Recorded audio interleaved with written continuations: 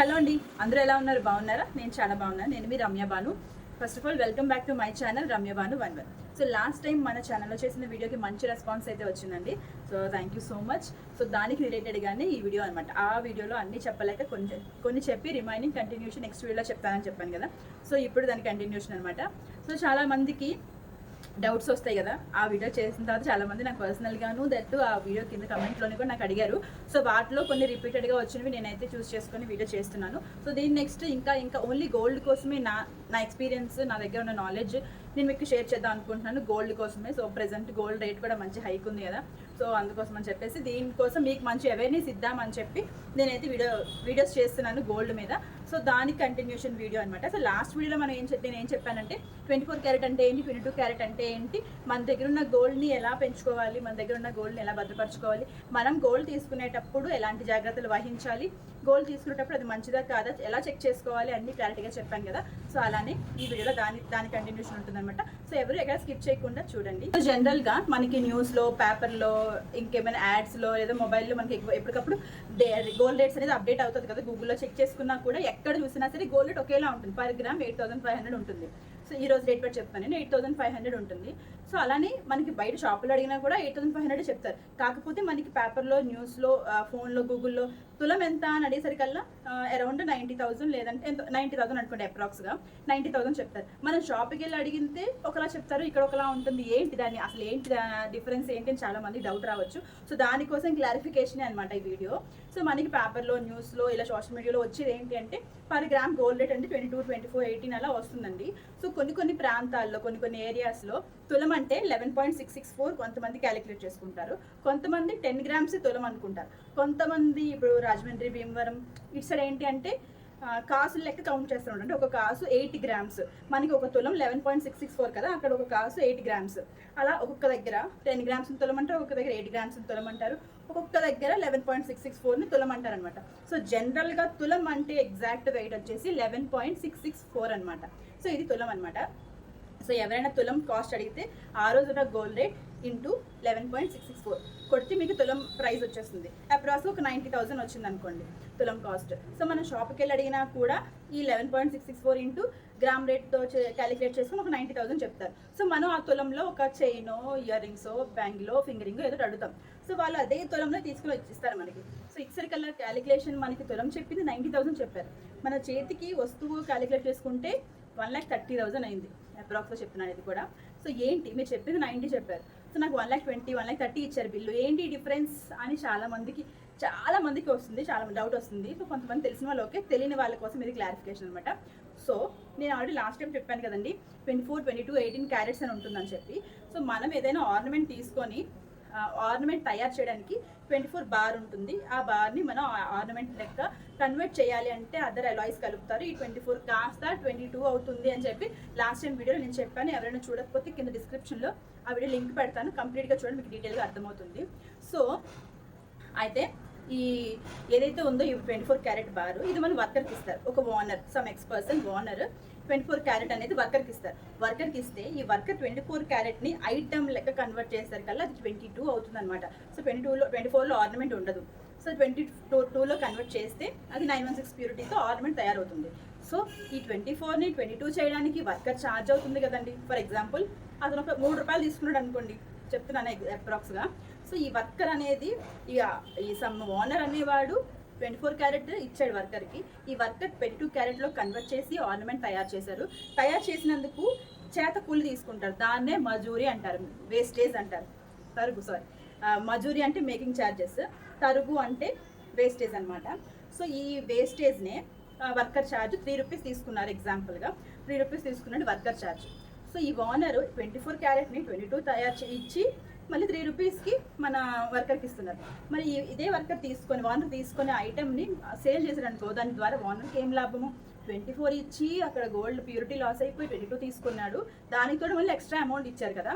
So అందులోనే ఈ owner అనేవాళ్ళు ఈ 3 రూపీస్ ఇచ్చింది చాలక ఇంకొక 1 రూపీ యాడ్ చేసుకుంటారు. దేనికి?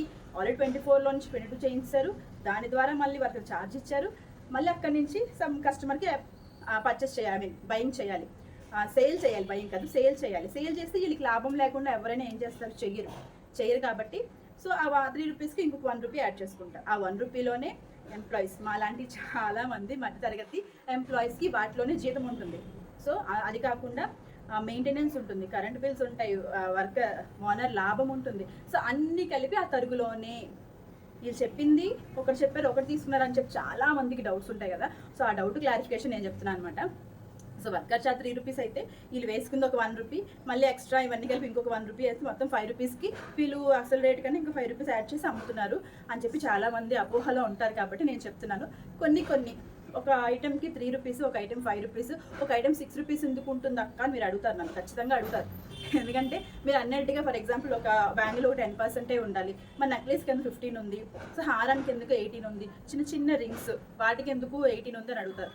సో అది కూడా వర్క్ బట్టి ఉంటుంది. లోకల్ చేత అయితే ఒకలా ఉంటుంది, బయట పంపించి వర్క్ చేయిస్తారు వర్కర్తో, సో దానికైతే ఒకలా ఉంటుంది.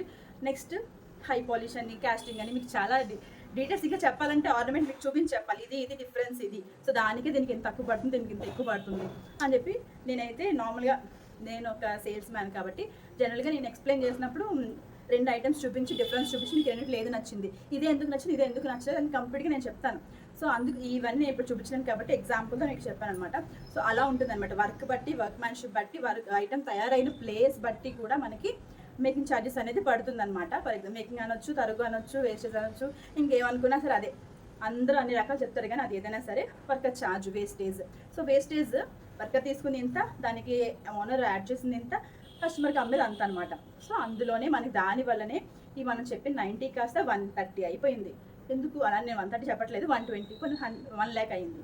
సో ఈ ఎక్స్ట్రా ఎందుకు పడింది అని అంటే వర్కర్ ఛార్జ్ ఇవన్నీ ఉంటాయి. సో అందులోనే దానివల్ల ఈ 24ని 22 తయారు చేశారు. మళ్ళీ వర్కర్ ఛార్జ్ ఇవ్వాలి, ఓనర్ లాభం తీసుకోవాలి, నెక్స్ట్ మెయింటెనెన్స్ చూసుకోవాలి, వర్కర్స్ జీతం ఇవ్వాలి, ఇవన్నీ అందులో చూసుకొని దానివల్లనే మనకి ఇంత చెప్పిన అమౌంట్ కాస్త అంత అవుతుందన్నమాట. సో మనకి బార్గెనింగ్ చేసుకోవచ్చు, లేదనుకుంటే వస్తువుకి ఇంత ఉంది అంటే ఓకే దీనికి చెప్తారు, ఒకళ్ళు మీరు అడుగుతారు, లేదంటే దీనికి ఇంతకు మించి ఇంకా అవ్వదు అనుకుంటే ఓకే అంతే అయిపోయింది, అంతే, అంతకు మించి ఎక్కువ ఏం పడదండి. ఎవరు కూడా ఎక్కువ వేసేసినంత మాత్రాన ఎక్కువ తీసేసుకునేంత కస్టమర్లు కూడా అంత అమాయకులు కదా. ఆల్మోస్ట్ అందరికీ అన్ని అవగాహన ఉంది. సో అందుకని చెప్పి నేను మీకు చాలా మంది క్లారిటీ కోసం అని చెప్పి వీడియో చేస్తున్నాను. సో నెక్స్ట్ నేను చేయబోయే ఈ స్కీమ్స్ వల్ల బెనిఫిట్ ఏంటి, స్కీమ్ ఏంటి, స్కీమ్ కట్టొచ్చా, అసలు కట్టడం వల్ల మాకేంటి లాభం, కడితే దీనివల్ల చాలా మోసాలు జరుగుతున్నాయి. సో చాలా మందికి ఇలాంటి డౌట్స్ ఉన్నాయి. సో ఆ వీడియోని ఫస్ట్ చేద్దాం అనుకున్నాను నేను.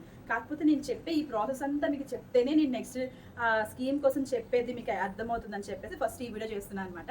సో అదనమాట, దానివల్లనే మనకి బయట మనకు చెప్పేది ఒకటి, మనం తీసుకునేది ఒకటి, లోపలికి వెళ్తే ఏమంటారంటే చాలా మంది ఏమనుకుంటారంటే తులము కాస్ట్ అడిగితే ఒకటి చెప్తారు, ఐటమ్ చేతికొస్తే ఒకటి అవుతుంది, ఎందుకు ఇంత నుంచి ఇంత అవుతుంది అని చెప్పి ఇదంతా చాలా మోసము, చాలా దగ్గ, కుట్ర, ఇలాంటివన్నీ రకరకాల పదాలు వాడతారు.